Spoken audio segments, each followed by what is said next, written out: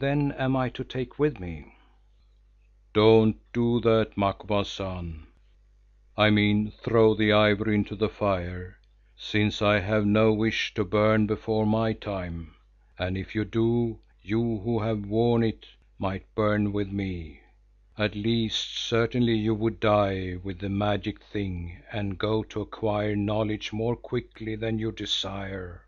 No, no, and don't try to take it off your neck, or rather try if you will." I did try, but something seemed to prevent me from accomplishing my purpose of giving the carving back to Zikali as I wished to do. First my pipe got in the way of my hand, then the elephant hairs caught in the collar of my coat, then a pang of rheumatism to which I was accustomed from an old lion bite developed of a sudden in my arm, and lastly I grew tired of bothering about the thing. Zikali, who had been watching my movements, burst out into one of his terrible laughs that seemed to fill the whole kloof and to re-echo from its rocky walls. It died away and he went on, without further reference to the talisman or image. "You asked whom you were to take with you, Macumazahn. Well, as to this I must make inquiry of those who know. Man, my medicines." From the shadows in the hut behind darted out a tall figure, carrying a great spear in one hand and in the other a catskin bag, which with a salute he laid down at the feet of his master. This salute, by the way, was that of a Zulu word which means lord or home or ghosts. Zikali groped in the bag and produced from it certain knuckle bones. "A common method," he muttered, "such as every vulgar wizard uses, but one that is quick and, as the matter concerned is small, will serve my turn. Let us see now whom you shall take with you, Macumazahn." Then he breathed upon the bones, shook them up in his thin hands and with a quick turn of the wrist threw them into the air. After this he studied them carefully where they lay among the ashes which he had raked out of the fire, those that he had used for making of his map. "Do you know a man named Umslopogaas, Macumazahn, the chief of a tribe that is called the People of the Axe, whose titles of praise are Bulalio or the Slaughterer and Woodpecker, the latter from the way he handles his ancient axe? He is a savage fellow, but one of high blood and higher courage, a great captain in his way, though he will never come to anything save a glorious death in your company, I think, Macumazahn." Here he studied the bones again for a while. "Yes, I am sure, in your company, though not upon this journey." "I have heard of him," I answered cautiously. "It is said in the land that he is a son of Chaka, the great king of the Zulus." "Is it, Macumazahn? And is it said also that he was the slayer of Chaka's brother Dingaan, also the lover of the fairest woman that the Zulus have ever seen, who was called Nada the Lily? Unless indeed a certain Mameena, who I seem to remember was a friend of yours, may have been even more beautiful." "I know nothing of Nada the Lily," I answered. "No, no, Mameena, the waiting wind, has blown over her fame, so why should you know of one who has been dead a long while? Why also, Macumazahn, do you always bring women into every business? I begin to believe that although you are so strict in a white man's fashion, you must be too fond of them, a weakness which makes for ruin to any man. Well now, I think that this wolf man, this axe man, this warrior, Umslopogaas, should be a good fellow to you on your journey to visit the White Witch, Queen, another woman by the way, Macumazahn, and therefore one of whom you should be careful.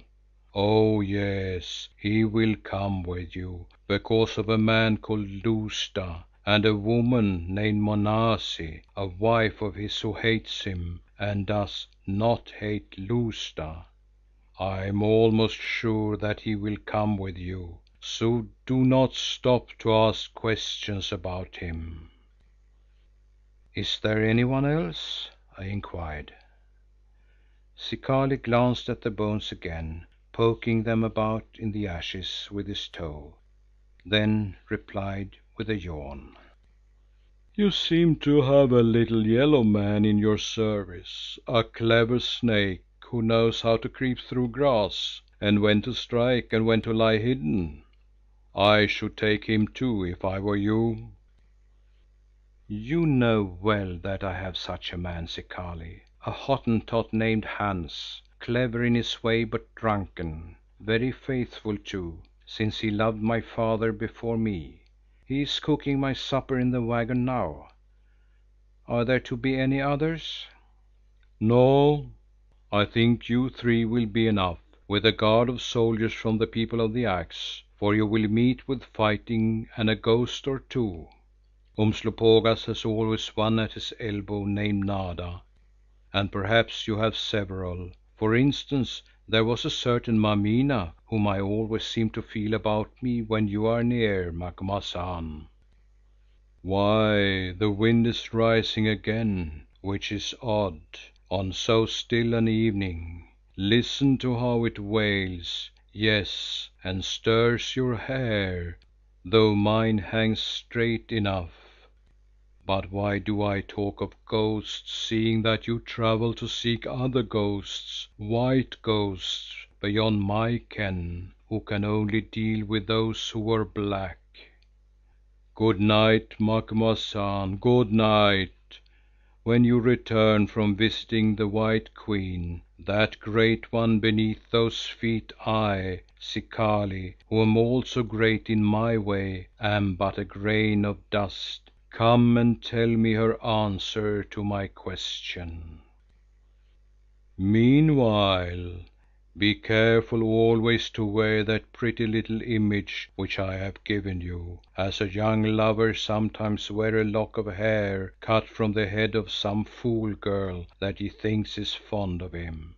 It will bring you safety and luck, Macumazahn, which for the most part is more than the lock of hair does to the lover. Oh, it is a strange world, full of jest to those who can see the strings that work it. I am one of them, and perhaps, Macumazahn, you are another, or will be before all is done or begun. Good night, and good fortune to you on your journeyings, and, Macumazahn, although you are so fond of women, be careful not to fall in love with that White Queen, because it would make others jealous. I mean some who you have lost sight of for a while. Also, I think that being under curse of her own, she is not one whom you can put in your sack. Oh, oh! Slave, bring me my blanket. It grows cold, and my medicine also, that which protects me from the ghosts who are thick tonight. Macumazahn brings them, I think. Oh, ho!" I turned to depart, but when I had gone a little way Zikali called me back again and said, speaking very low, "When you meet this Umslopogaas, as you will meet him, he who is called the Woodpecker and the Slaughterer, say these words to him: 'A bat has been twittering round the hut of the Opener of Roads, and to his ears it squeaked the name of a certain Lousta and the name of a woman called Monazi. Also it twittered another greater name that may not be uttered, that of an elephant who shakes the earth, and said that this elephant sniffs the air with his trunk and grows angry. and sharp.